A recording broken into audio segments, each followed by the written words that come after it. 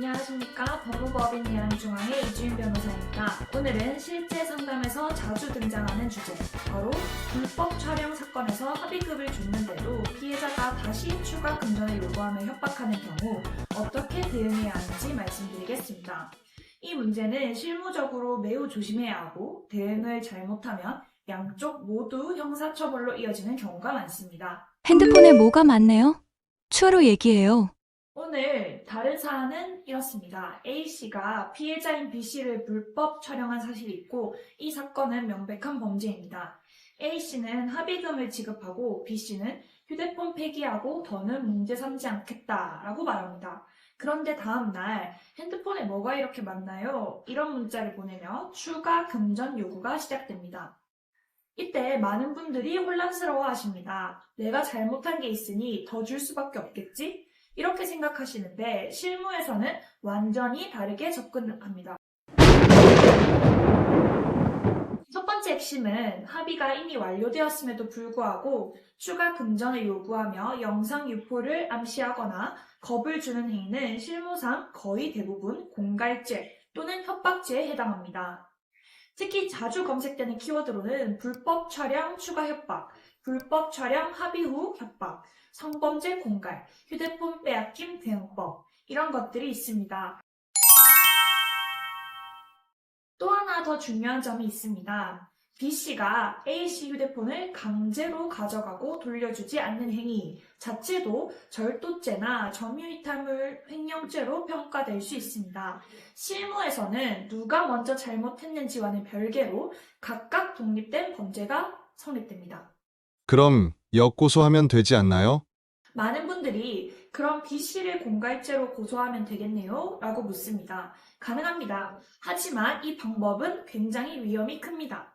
왜냐하면 A씨가 B씨의 공갈 혐의를 입증하려면 A씨의 휴대폰, 메시지, 금전 이동 내역 등 여러 증거가 필요합니다. 그런데 그 휴대폰에서는 A씨가 저지른 불법 촬영 증거도 그대로 들어있습니다.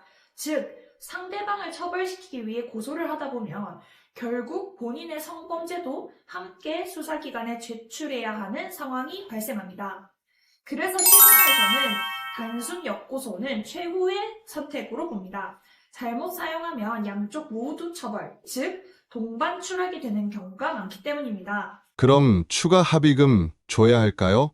이건 모든 변호사가 한 목소리로 말합니다. 절대 추가로 돈을 보내시면 안 됩니다. 한 번 더 보내면 공갈 범죄가 지속적이고 반복적인 형태로 발전합니다.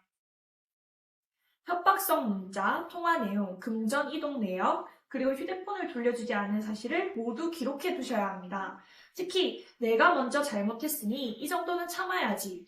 이런 심리로 증거를 지우는 경우가 정말 많습니다. 하지만 절대 지우시면 안 됩니다.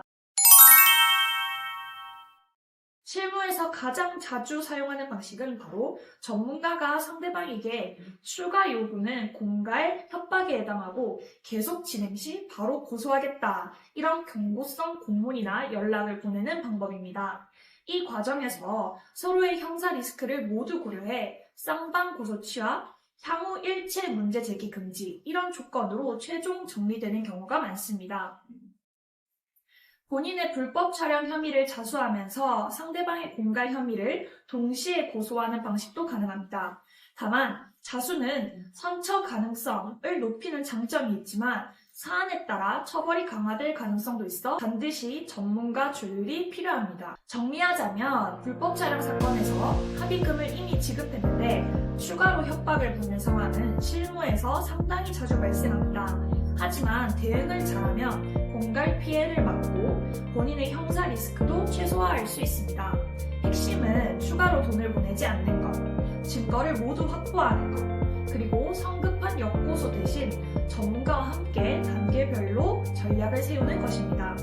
이와 비슷한 상황을 겪고 계시다면 혼자 판단하시기보다는 정확한 진단을 먼저 받아보시는 것이 안전합니다. 오늘 조언이 도움이 되셨으면 합니다. 시청해주셔서 감사합니다.